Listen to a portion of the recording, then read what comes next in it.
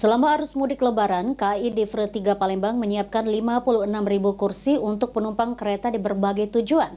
Selain itu, KAI Divre 3 Palembang juga akan mendirikan posko mudik Lebaran Idul Fitri dari tanggal 24 Maret hingga 8 April.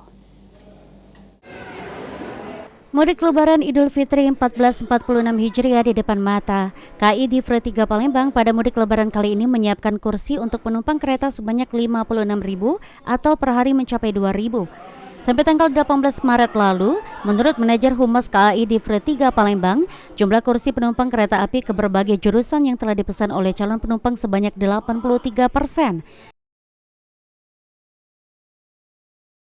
Untuk ketersediaan tempat duduk di angkutan Idul Fitri tahun ini, KAI Divre 3 menyiapkan selama 22 hari angkutan tersebut sebanyak 56.224 tempat duduk dengan rata-rata per hari sekitar 2.629 tempat duduk.